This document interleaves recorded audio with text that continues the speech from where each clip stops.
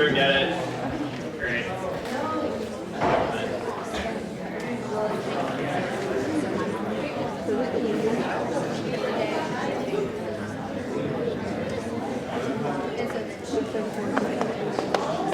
Alright, so there's a motion. Motion. Second. All those in favor? Aye. All those opposed? Great.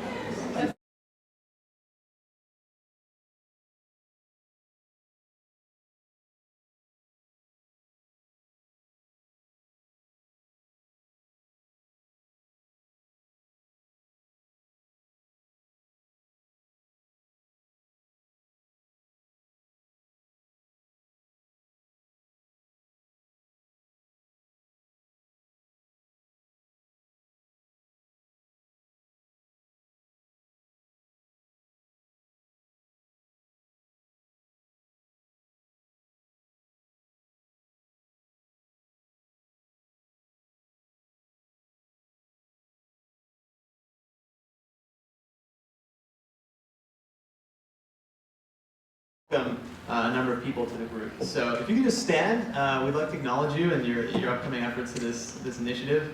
Bailey, Sawyer, Mariah, and Cindy, if you're here, please stand.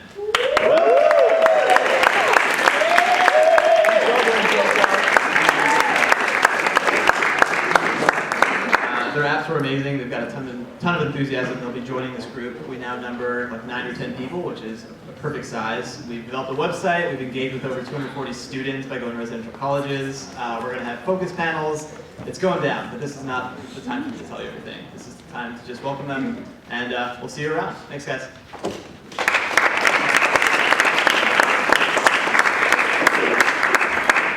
Great. Is Peter here? Okay. Well, I'll do his announcement for him. Some of you might have heard about the fact that the library doesn't allow you to bring cups of coffee into the library. That doesn't make any sense, so we're looking into it. Yeah. Next, Alexandra was going to talk about the committee on the evaluation and teaching of courses.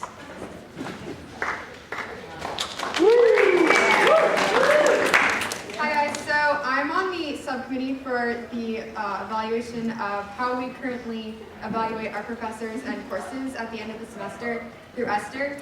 And we're just sort of reviewing what we're doing and see if we want to change anything. And so I wanted to get student input on our current system of evaluations, and if you have anything about the system that you really like, you would like to see changed, or what you use course evaluations for. Do you use them when you're selecting courses?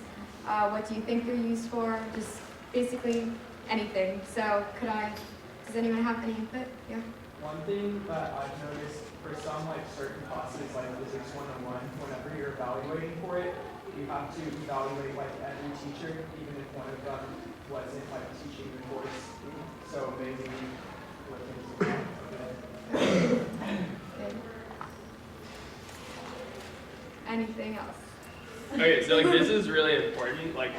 The feedback we give to Alexandra will actually be talked about with the faculty. And so we've seen this with issues in the past, like ad drop and things like that, where people don't speak up at this point, and then something happens, and then people are like, what happened? This is terrible. The administration sucks. Well, no, you didn't give your input beforehand. So if you have thoughts, please share them. This is a great opportunity. Yeah, so these evaluations are used when the faculty decides who's going to be awarded tenure in certain teaching awards. Currently, they're talking about maybe changing how it works, but so the faculty are especially concerned about these evaluations, and I want to make sure that it still stays a student resource. So it's really important to get your input. Brian? Two things. One, I continue to believe that we should have an evaluation that you complete whenever you drop a course, so that we get a fuller picture of the courses. With professors who are divisive, where students either really like them or don't like them, it may look like from their evaluations that they're amazing, but really that's because the half of the class that they just couldn't meet the needs of dropped the class. And that's something that the university should be able to recognize from the evaluation system, but can't right now because you have to get far enough along in the class before you're asked to evaluate it. That would also give us more insight into why the student may have dropped the class if they're explicitly asked to say, was this because of the class or was this a drop for some other reason and you really liked the class? The second thing is that I think it's very important for students' evaluations of professors teaching to be considered in tenure and promotion, because Rice prides itself on having an undergraduate focus, which means, yes, professors' research is important, but also their commitment to the undergraduate experience is important. And if students don't find them to be effective professors, that's something that should be heard, regardless of whether professors are happy with the fact or not. If a professor can't teach a class that students like, there's a problem there. So that's just life.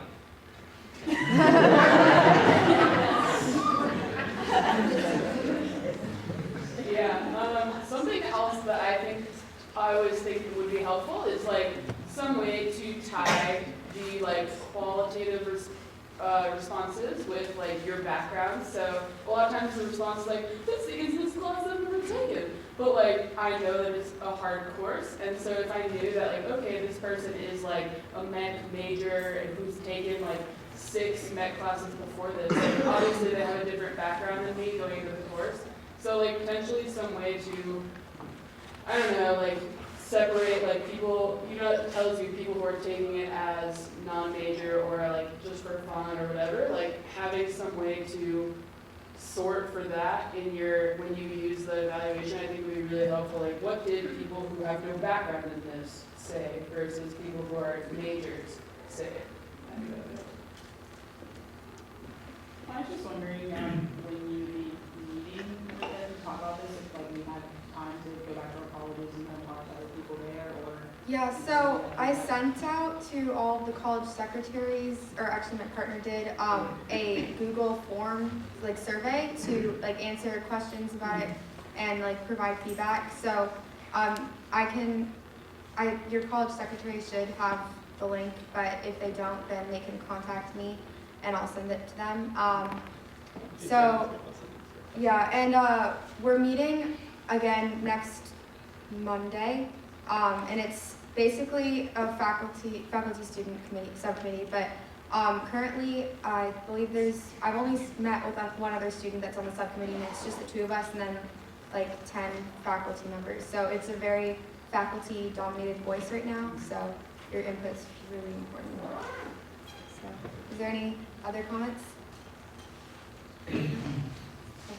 Is there a method for people who have dropped the course to provide evaluation also? We talked about for air drop to see, because we want to get an understanding of what we dropped the course across the whole year website. Yeah, we don't currently have a system, but that is something that has been brought to my attention by several different students, so I'm going to make that a point when I talk to them next week. Okay. Thank you.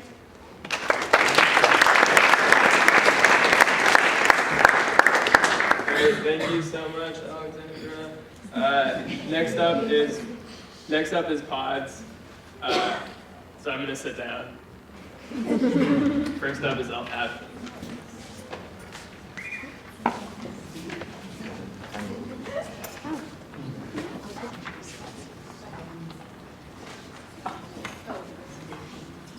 Hey guys, so this is part of the LCAT pod group. We're missing a couple of members, but essentially we were tasked with evaluating how the LCAT system works right now, what improvements could we potentially make, what does the requirement look like for certain student groups. So I'm going to go ahead and hand it off to my pod, and they will begin to talk about this with you.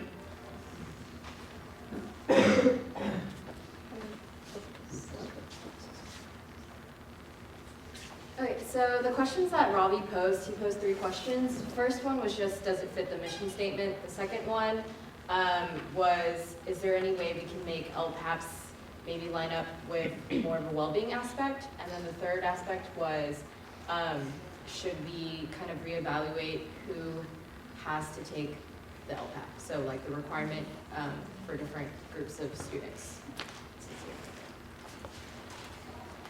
So in terms of the mission statement, it's really long actually, and we kind of shortened it to this little statement. So it's basically to encourage lifetime fitness and then create an environment that fosters emotional satisfaction, social interaction, high quality of life for all students.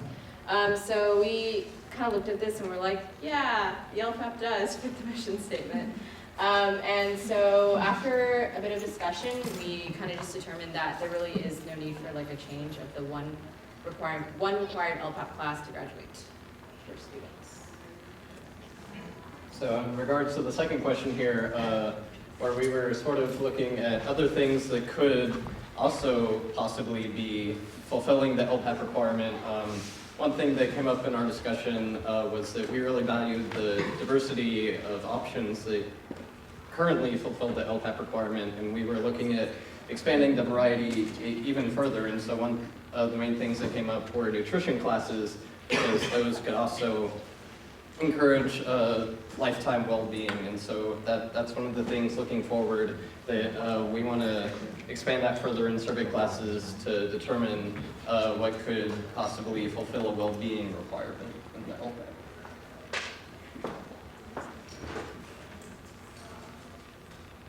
And then actions to the essay. So we recommended that we should consider reevaluating whether the LPAP requirement should be waived for student athletes or particular groups of students. So we had a lengthy discussion about whether or not it should be, and we think we need more information.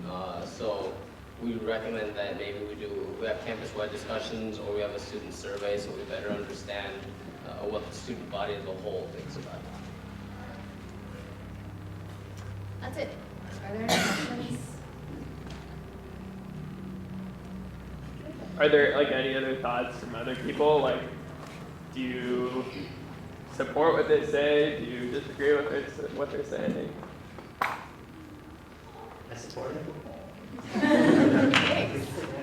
Right. I like the idea of expanding kind of what meets the requirement, because I do think it is valuable, but I also see how other things could be valuable to include, especially since like the distribution of courses currently offered is really heavily geared toward like 15 different types of dance and then a handful of other things, and including other well-being and nutrition components or even other physical activity components would be helpful to like broaden the options and make it more useful for students. Do those other classes, like the well-being and nutrition, do they exist already? They just don't count as LSAT, or would they have to be in courses that would be? So what we were thinking was, for the next step, it would just be to try to evaluate the current courses that we have, Okay. and then see which ones would be like count that, Okay. and tailor to whatever we get.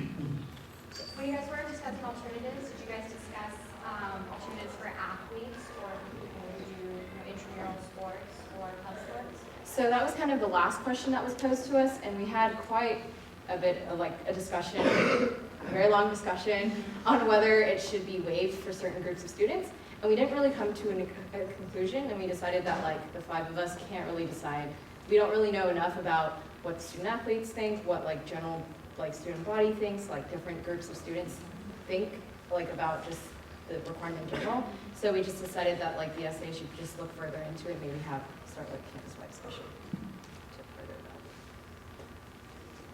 that. Was there a recommendation for like which specific group should actually be responsible for follow-up or looking at this, or? Yeah, so currently I think the curriculum changes task force that's in place would be CUC members and the academic standing committee chairs would be a great fit for this. We kind of brainstormed that conversation at the beginning of the school year, so now it's time to kind of formulate that and see what more we can do to gather student opinion. I'm just curious real quick, I know that there was a survey a few years back asking the general student body whether they like the LPAP requirement or not, and mostly they said yes, so they kept it. Has there ever been sort of like an information gathering from student athletes asking how they feel about the LPAP requirement, whether they like it or not? I don't think there was like a big one to get like a complete picture. I mean, I only have a couple of like specific stories from like people at Brown, And luckily enough, we have Crystal coming who's the president of SAAC, coming to our meeting on November 5th. She just confirmed, so we can ask her then. Wasn't it also brought up that like the LCAP was so important for athletes because they could use it as a way to continue on with the graduation requirements and how for that? Yeah, that's why like it was kind of like there were different sides as to why we should kind of keep the requirement for them and why, you know, technically they do a lot of fitness things. So, yeah, yes. I just think if you expand it to the well-being aspect, then there's no reason for anybody to be exempt. If it kind of strays away from physical fitness and you're saying that, you know, an athlete's group kind of already gets enough physical fitness, then maybe they can enroll in kind of the well-being type courses if it's more something that they feel like they didn't get enough. And even just like with the way it's currently set up, athletes aren't necessarily taking an LPAP in the sport that they're playing here. Like you're not taking an LPAP intro to football or something if you're a football player. You're still, in a lot of ways, expanding your horizons within physical activity or whatever you're learning in your LPAP. So it's not like they're not learning anything at all or not supposed to be. And from my recollection of when this was last discussed, when we reduced from 2 to 1, the requirement, student athletes did come into that same meeting, and I don't know how representative it was, but they explicitly asked us not to exempt them because we were very close to doing it at that time. Is there still a possibility for maybe a furlough system where students who wish to waive the LPAP requirement can if they have physical activity outside? So we also discussed that, and it's really complicated because then it just brings about like, oh well, it's kind of not, there's not like a set system, and how does the registrar determine whether you're like you can be exempt or not, right? So because there's some club sports that like have more practices than others. Someone told me they signed up for club tennis and they went to 2 practices, but they were still in club tennis. You know, so it's kind of like you could say, oh, I'm in club tennis, but not actually do anything. So it's kind of. Yeah, and we were unsure if that was even a task for the registrar, like CBX and asking them to do that, and I think that putting that responsibility on someone to try to objectively give students requirements, or sorry, exemptions would be almost a burden that we would want to put on someone. Great. Okay.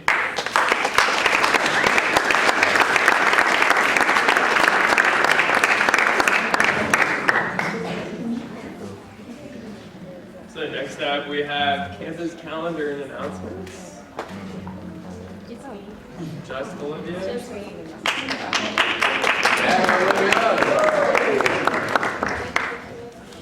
So hi guys, I'm here to talk about campus calendar and announcements and whether we need them or not. Well, we do need them. Okay. So raise your hand if you have heard or currently use any of these things right here. Okay. Raise your hand if you even knew, if you did know about some of them on here.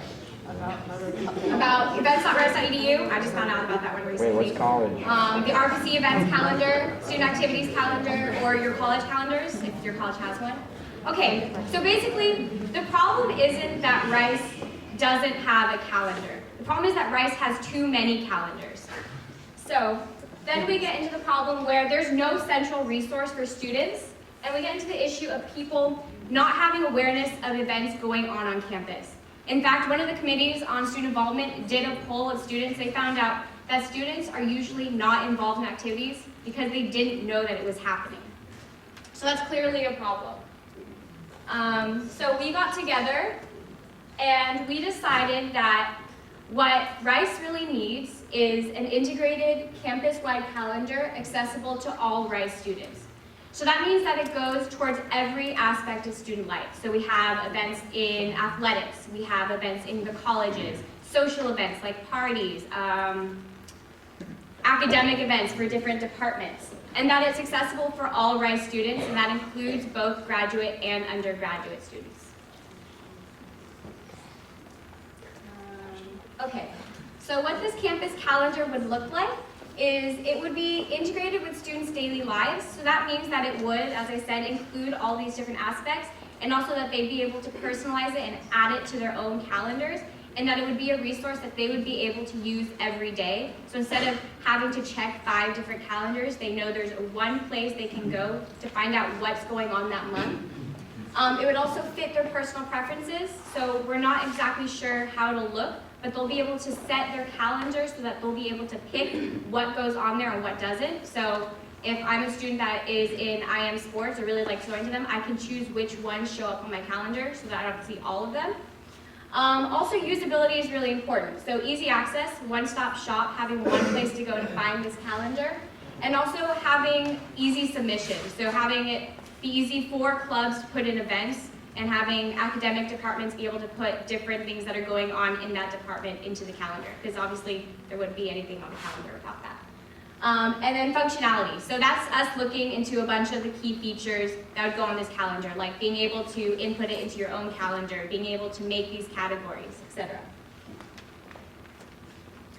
So I think one of the questions we were asking ourselves is, why is the SA taking on this project? And I think it's good for the SA to do it because we interact with all the clubs on campus, and we also are in direct contact with academic departments, with the administration, so we can sort of pull all of those different things together and unify them to make this calendar. It's also a good way for the SA to take on a project that will directly affect the students' lives, so it's kind of a good thing for the SA to put their name on, and students can know that we're trying to do something that will benefit them in the long run. So as of now, last week a few of our members had a meeting with IT because this calendar is going to be so tech heavy and because there are a lot of features that we want to implement. So what happened in that meeting is that they proposed that we take events.rice.edu, and we sort of, because that's sort of the designated Rice calendar, that we revamp it or update it. They also said that we should poll students because we don't want to spend a lot of time working on this calendar if students aren't going to use it. So we're going to send out a poll. The Committee on Student Involvement is going to send out a poll to see if students want this to happen and if they'll use it. What? It's already out. Oh, it's already out? Yeah. Oh, it's already out, so you guys should all go take it. Yeah. So in case you haven't been there before, that's events.rice.edu, and that's sort of the thing that we're looking to update. It has like the events that are going on in a month, and it has some categories, but it's not very undergraduate or even sometimes graduate-centric. A lot of the events are more obscure, sort of just general Rice University events. Okay, and then moving on to the newsletter. So currently we have different newsletters sent out for each college. So you get them all in your inboxes once or maybe twice a week. They all have different formats. So I know the Hands-In secretaries, they like to make theirs all rainbow, which is hard to read, but they're pretty funny. And they're managed by each college secretary. What I just learned is that all the submissions go into a central email for all the secretaries. So they all get access to that email, and then they input it into their own emails to their colleges. So this system is working, but one of the problems is that we're getting too many emails too often. So I know that getting bombarded with 2 to 3 emails a week can make people less inclined to read them, and they might miss out on important events. Also, the messages are conveyed differently, so a secretary may take their own spin on one of the messages. So if I was a person sending in an announcement, I might be worried about how it's being presented to students. It's also, there's limited ability to use these emails as resource. So if you're not checking the emails and you don't know that the events are going on, then you're not going to be able to use this email the way it's supposed to be used, which is to know what events and what is happening on campus. Okay, so our plan is to have 1 email a week to the entire undergraduate student body, and maybe even taking on an eventual newsletter format if we get more tech savvy. Currently, what we're going to base it off of is the GSA currently sends out this massive email once a week. They have a table of contents, they have different categories, so academics, athletics, etc. And since this is such a long list of just content in the email, it's not even the content itself, we're hoping to make a click down option, so you can just sort of click one thing and it'll take you down, and then you can go back up and then click it instead of just scrolling through the whole email. They have a submission form, so people who want to put in an announcement go to the submission form, and they know they have to have it in by a certain time each week for it to be in the email. They put in content, category, any attachments, and their contact info. So we can either do this, or we can keep using the secretary's central email address, which might be easier in the long run. So yeah, that's the plan, is to continue possibly using the central secretary email. Having a designated person, so probably the SA secretary, compile all the events into one massive email, and then having the college secretary, since we don't want to usurp their jobs completely, they will still be sending emails, don't worry, but they'll be more college-centric, so there'll be more college events and announcements that would be going on this central email. Yeah, so that's all I have. Any questions? Yeah. Was there like a big, was it discussed with IT to potentially kind of make it a Google Calendar, just because that's going to be so easy to integrate into everyone else's personal calendar? I think they discussed, we thought about the Google Calendar. The problem with the Google Calendar is, one, not everybody uses Google Calendar, though most people do.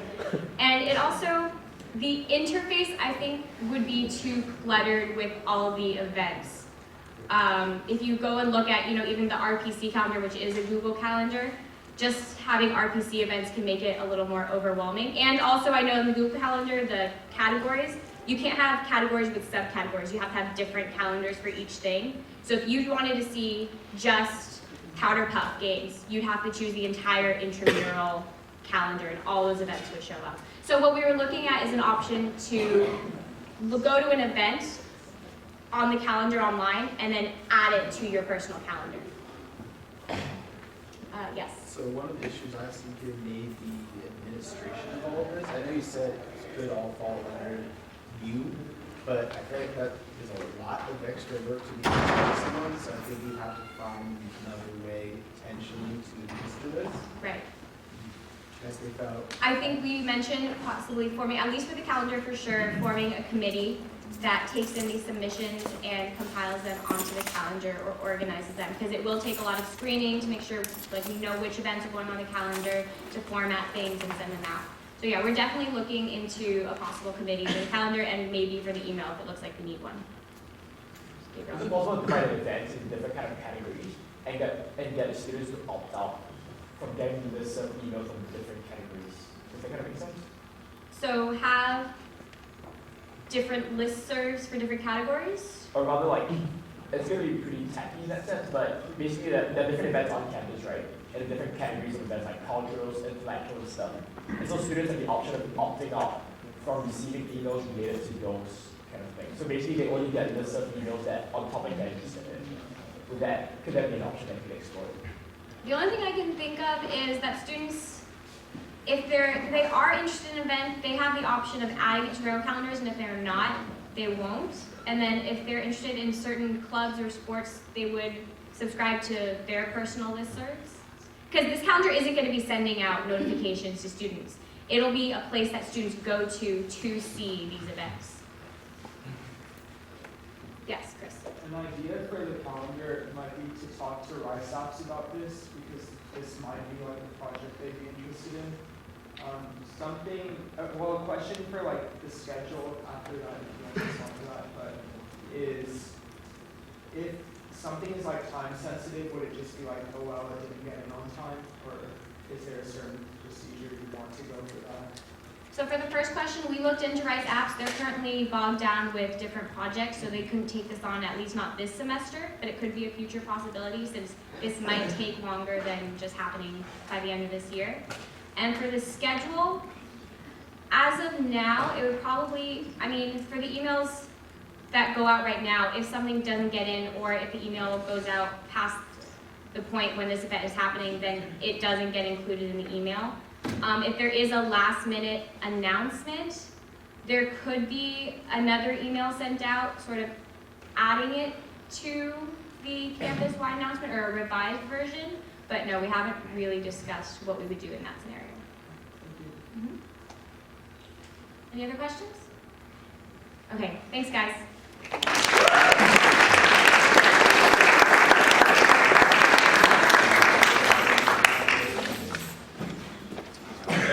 Thanks, Olivia and Co. So next up, we have an incredibly exciting Blanket Tax pod, who is identifying core problems. It's actually just Megan. Just me, y'all. Yeah, Megan. I love it. All right, can you hear me?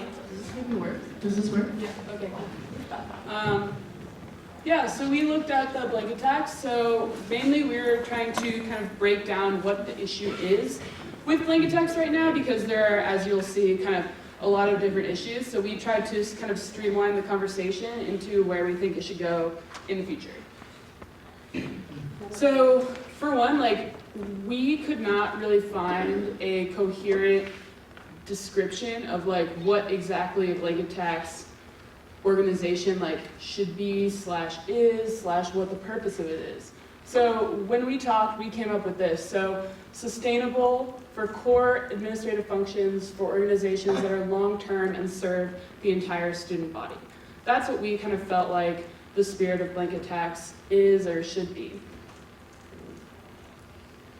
So we looked at the system right now, and we identified things that are either going like pretty well, which is indicated through green, going okay but could be improved, which is indicated with orange, or probably needs a decent amount of help, indicated in red. So we also divided it into processes and then outcomes. So what we want blanket tax to do and is it doing that, and like how it's being done. So first, under processes is like technical oversight. So right now, like the process for technical oversight is good in principle, right? Like you have to be accountable to people about your spending. There's a whole involved process, but kind of as we've seen in the Thresher recently, that process just has too many opportunities to just kind of fall apart, and it's too long term.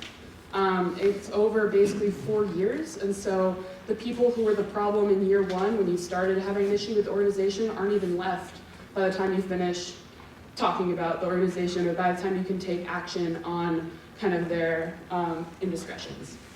So the next thing under processes that we talked about was aligning the total blanket tax with priorities. So we feel like, okay, if this blanket tax money is coming from all the students, then in theory, the things that it's going to should be aligned with student priorities. So right now, we don't feel like there's really any check on that. Like, does, you know, if one organization is getting $14 from each student, like, how do we know that that student or that students in general agree with that breakdown? We don't really.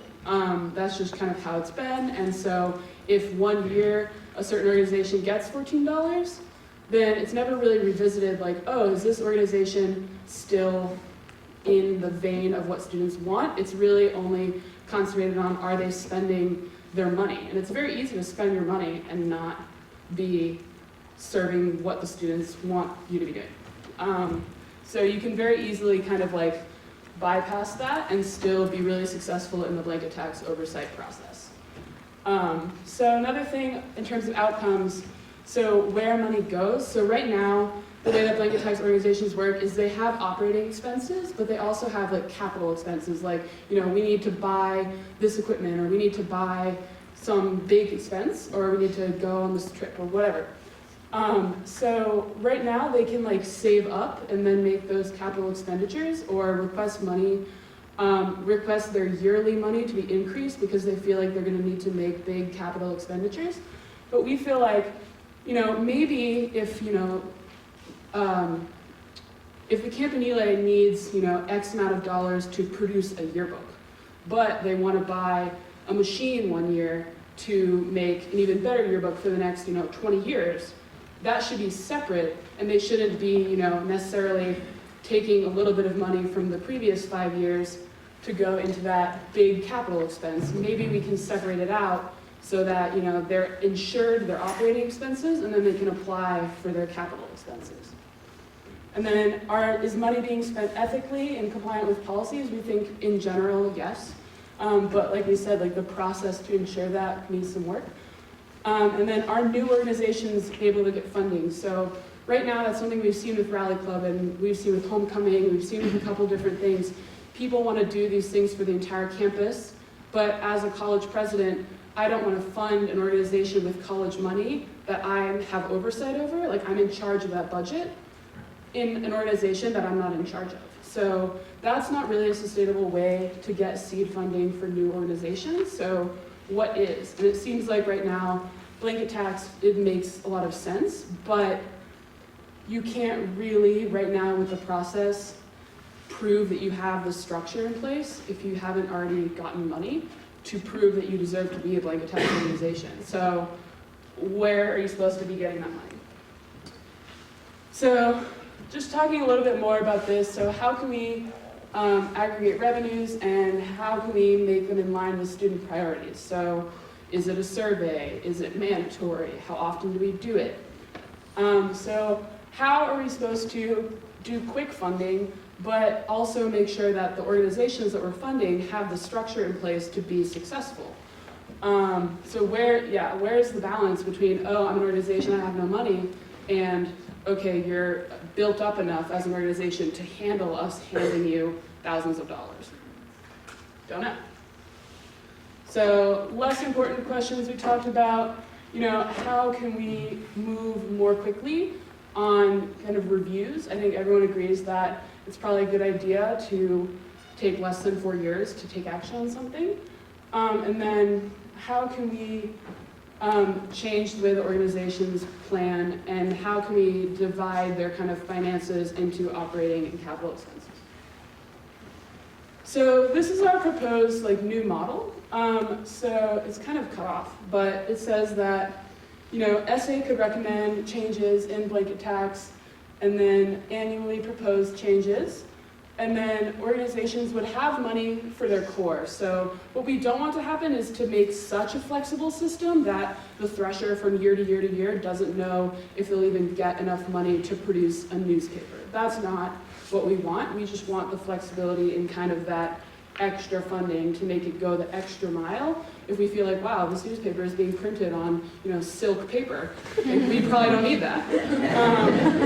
Basically, we want to be able to distinguish between, okay, yes, the thresher is spending all of their money, but are they spending it on operating expenses, or are they going, above and beyond, etc. So, yeah, we would like a system where you could apply to buy a new machine or buy something else, and that new organizations could also apply for a 1-year funding to try them out, to make sure that they are given the chance to succeed. Because right now, it's like, if you want to start a new campus-wide organization, have fun, you have no money. Sorry. So, and then we would kind of approve applications, review, and then they could also do what they already have to do, which is get a referendum for long-term funding. Whoops. So going forward, I think we had another slide, but whatever. Going forward, what we like to do is kind of talk to some of the main stakeholders. So we kind of more like a thought group, kind of trying to break down the problem, but now that we feel like we've broken it down a little bit, we want to talk to people like Kate Abad, people like the presidents of the blanket tax orgs, people like, kind of just students in general, and figure out how we want to proceed. So that's all I have. Does anyone have questions or thoughts? Brian. So a couple of things. One, the reason it's spread out over multiple years right now is because it is very easy, the way a university works, to have one group of students who just screw up majorly. Right. And the idea is that these organizations who have been given blanket tax in the first place are important to the campus, so we shouldn't be defunding them based on one group of leaders not using the money appropriately or not using all of the money because they didn't really do anything. If that were the case, UCORT would have no money right now, because we all know that students don't vote to increase blanket taxes ever, really. And UCORT had ceased to exist for a while, and then came back and now spends money. So a blanket tax can actually be reduced in 2 years right now, because we fought it up to that. It was previously, it had to be 3 in a row. And when we changed the Constitution, we got the concession that it was 3 in 4 years, and you could do an aggravated violation, which counts as 2. I think we could get more flexible than that. I agree that it's not flexible enough right now, but it also can't get too flexible. The other thing is that student priorities and blanket tax funding shouldn't necessarily align, because the amount of money each organization gets should not reflect what we think of it in terms of its importance. That the Campanile gets a ton of money compared to Beer Bike doesn't mean that we think the Campanile is 2.5 times as important as Beer Bike, but that it's expensive to produce a yearbook, so it gets money to produce that book. So a lot of it needs to reflect not just what we think is important for student money to be spent on, but also how much that does in fact cost. Money reflects your priorities.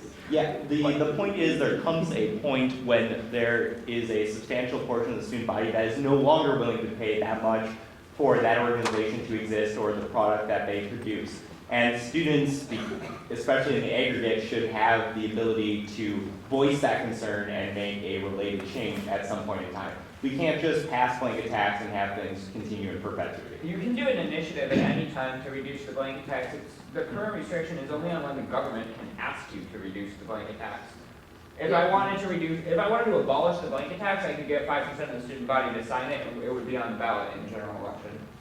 Right, and I think what you're saying has to do with, is it feasible to say, or is it even rational to say that if 1 year the student body's like, oh, we hate the guy who runs the Campanile, like we shouldn't have a yearbook anymore, that should be able to happen, and we agree, no, that shouldn't be able to happen. But I think what we're saying is, okay, if a yearbook at kind of baseline costs $20 to produce, and the yearbook staff says, hey, we could produce a kick-ass award-winning yearbook for $2 more, or we could start this new club for that $2 more. Maybe that additional expenditure could be what the student body would have kind of leeway on year over year. Not oh, we just shouldn't have UCOR, we should start a party committee. That we agree. Certain things should happen no matter what basically, but it's just kind of the extent to which they should happen, and just because you spend all of your money, we don't feel even if you spend it incorrectly, it doesn't mean that you should or shouldn't exist. It's just how much of your money should be guaranteed per year, and how much should be you have to apply and say this is exactly what we'd use it for. But I mean, obviously this merits more discussions, definitely with people like you, people like Kate, people who have a kind of more historical, long-term perspective. So we hope that happens. Anything else? So is the next step to create some sort of legislation to create a task force for this, or what do you see? Probably. We just, I mean, obviously it's not the ideal situation, but we just feel it's a pretty complex issue, and there should be stakeholders involved that aren't us. Okay. Including staff. I mean. So I guess thinking about that, we get a quick straw poll of just voting members of do you think this is something we should actually look into and potentially create a working group that's inclusive, that follows all of our guidelines? Or is this something, we talk about it and it seems like we should just drop it? So I guess if you think we should kind of move forward and create a working group as the pod just recommended. Okay, and then if you don't think we should look into it. Great, so it seems like we're unanimously behind that. Okay, so yeah, I guess moving forward, we'll work to kind of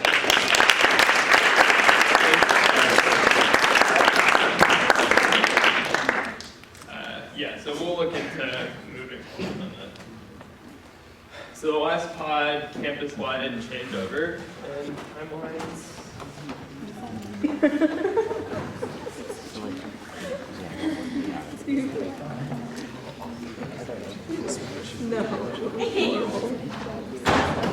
All right, so our pod looked at changeovers campus-wide between the SA, the colleges, clubs, seeing what the current system was and if there's any federal alternative. So first, the issues that we identified with the current system. The timeline doesn't really follow the rest of the logic of the university. While most things work on an academic school year, changeovers now happen in March like in the middle of like the second semester. So it doesn't really like follow the logic of the rest of the university.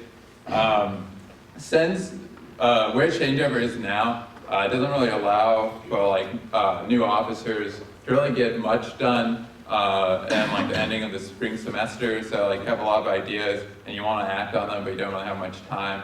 So a lot of times that like time at the end of the spring semester sort of gets wasted. Most positions are currently 3-semester commitments, since you do start in spring and then you're there for fall semester and the next spring semester. And we saw that as especially like inhibitive of like studying abroad or other opportunities, because you have to make sure that you're there for the 3 semesters of your position. It's sort of awkward for certain like representative positions, like for NSRs.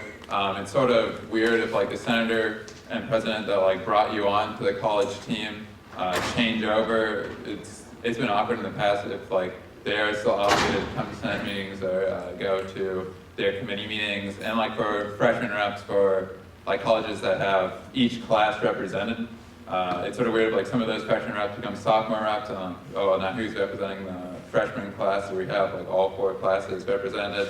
So a lot of colleges end up like electing representatives for those positions in just like the final like month or so of the school year, and that's just sort of awkward to have them only in that position for that long.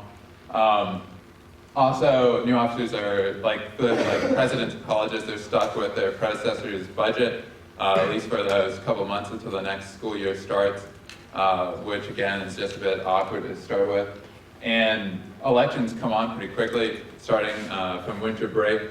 A lot of times people really start looking into the positions that they might want to run for in the beginning of spring semester, but the elections are so quick that it's sort of like rush decisions whether you're going to run for something or not. Yeah. So really there are 3 options here. We have option 1, which is keeping the current system, which as we all know is flawed enough that we wanted to bring this up as a pod. 2, an academic year system, which would be all terms basically beginning at the end of the last day of the spring semester, and then basically starting in the summer before whatever school year that is, and then continuing through the school year. We also have the calendar year system, which would be January to January.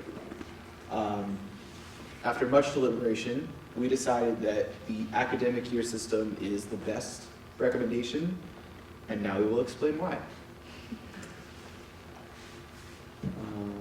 Who's this? Is this you? Oh, I'm still talking. Okay.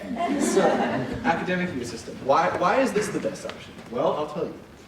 First of all, you can see that if you push elections back a week or 2, or what we want to do is push elections back a week or 2 so people have more time to decide what they want to run for, and also so that there could be more time for maybe viewing the candidates so that you're not claiming your case to run for something and then having people vote on it 2 or 3 days afterwards. And actually one of the things we discussed was currently most positions have elections the week before spring break. And we were thinking about maybe opening candidacy before spring break, having spring break, and then having some time for people to digest who the candidates are before having a vote, which is an option we thought about. New officers will shadow their predecessors for the rest of the school year.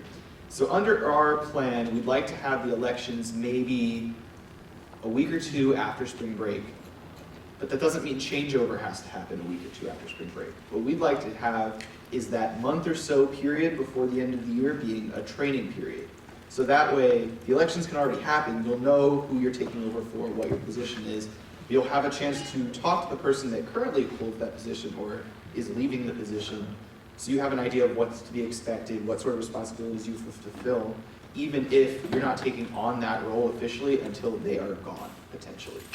And that way, it allows, while there will be a little extra time for the person to be in the position when this first starts, if it is implemented, moving forward, you'll only be in the position that one academic year rather than over the course of 3 semesters. And that goes along with having changeover at the end of the school year rather than sort of in the middle of the spring semester, late end of the spring semester.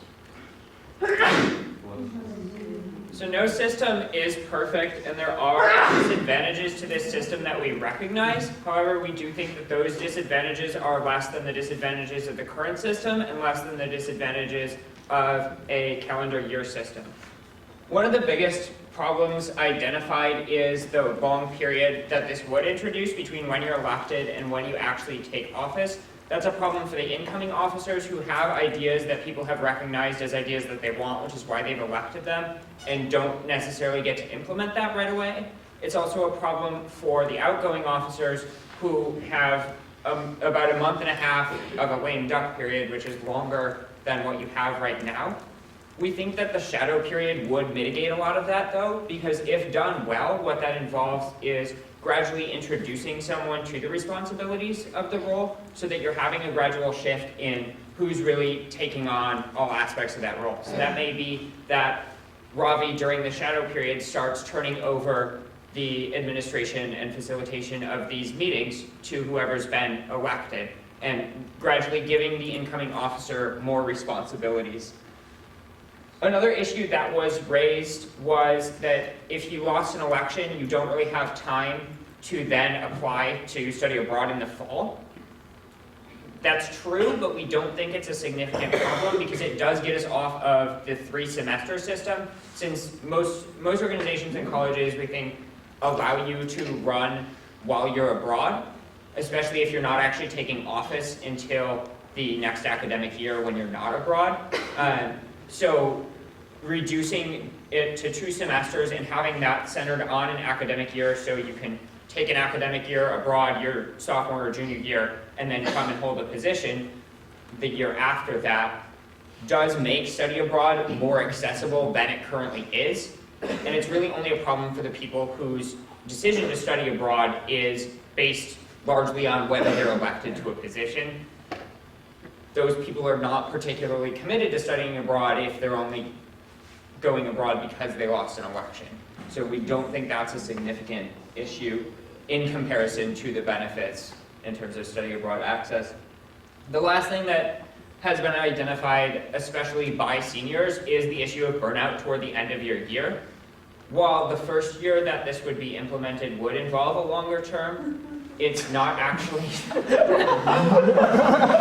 It would be a rough transition for all of us.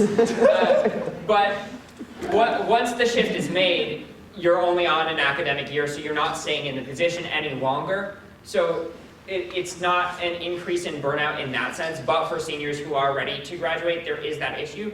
Having the shadow period and having a gradual shift of responsibilities would help cope with the burnout a little bit, because if you have someone else who is learning the ropes of that office and who can start to gradually take over, that can be, how much they take over can be adjusted based on how burned out you are. And then,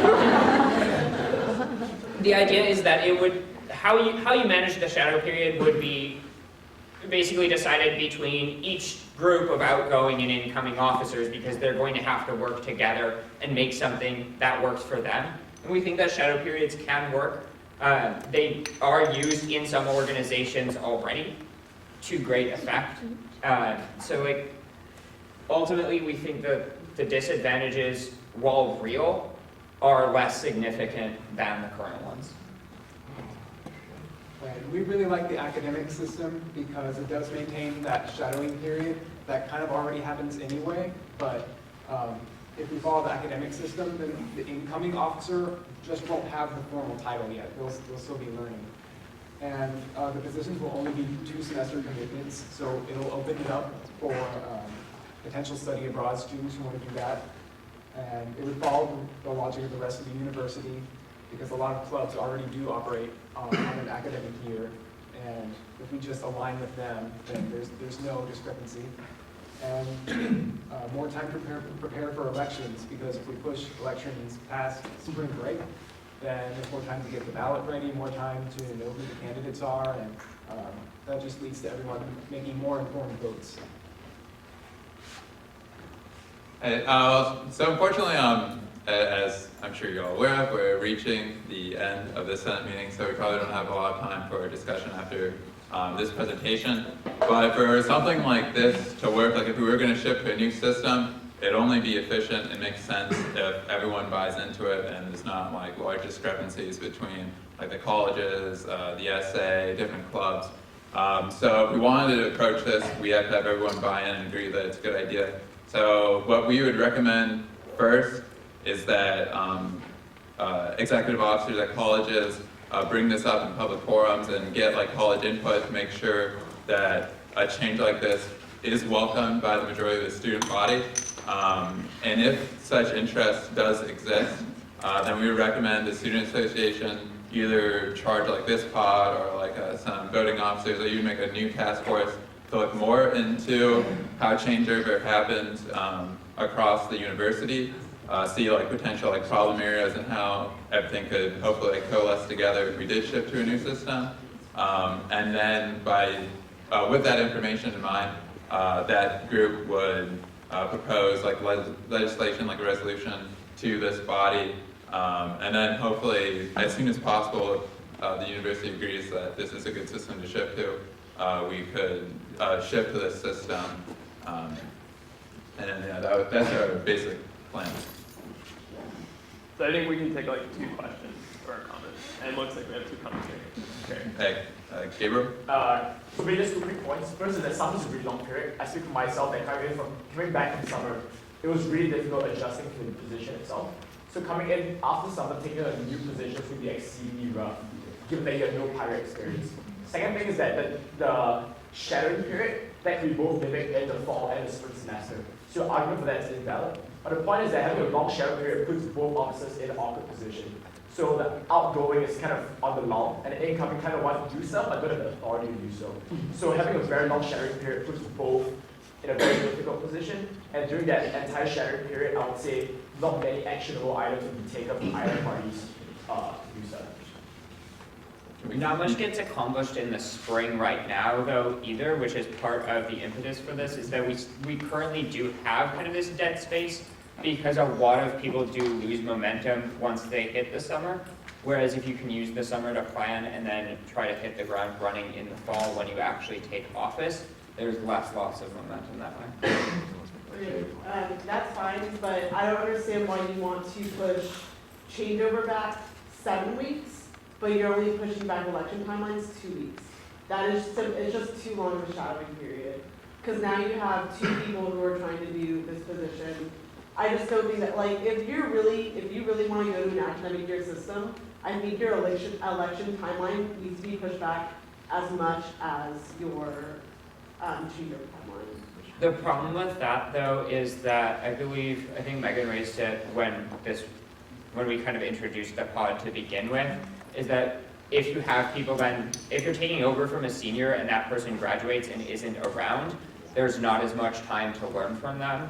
So the idea... I'm saying that we're still gonna have, right now, we have like, presidents have like a 3 to 4 week shadowing period. You're asking for something that's longer than that, and I think that's honestly gonna do a lot of bad. Okay. So we're happy to move it further. I think that's more of an issue of when exactly do we want to have elections so that there can be some training, but yeah, not too much. Okay, so thank you.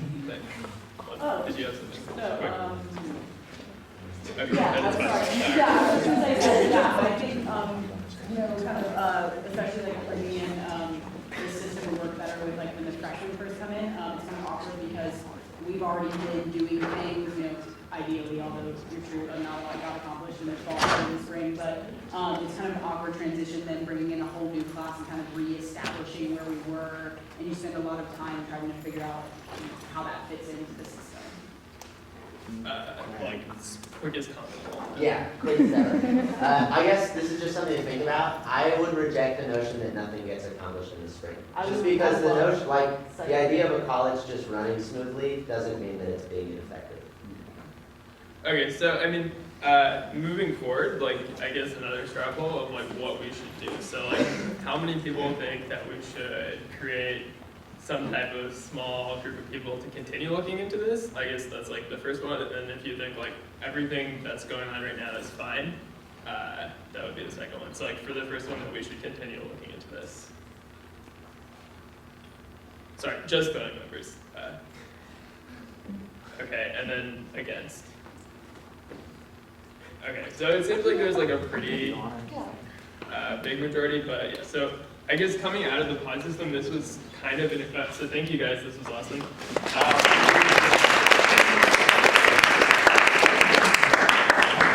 So I guess this was kind of an experiment. I think it went really interestingly. Like I think definitely we've been able to look at a lot of different problems in a really quick amount of time, so that's super exciting. And I think we're really seeing some like clear action areas out of different things. So I think like immediately for us, the two big things are looking at particularly blanket taxes with a little bit more priority, and then also looking at the changeover timelines. And then it really seems like stuff like the calendar and the LPAPs will be taken care of by already existing groups. But I hope this was like an exciting / interesting experiment for everyone and actually getting stuff done. And sorry we went over today. Is there a motion?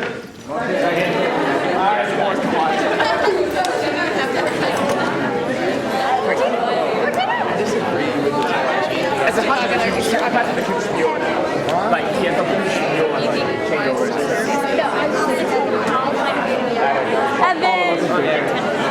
Yo, is this gonna be a for what? Oh. Yeah, hell yeah. Every week. Oh, Mackey's bringing a tech next week. Static, like. I got stuff done in the spring. I changed some. Oh, really? Yeah. Where is that? What the fuck is that?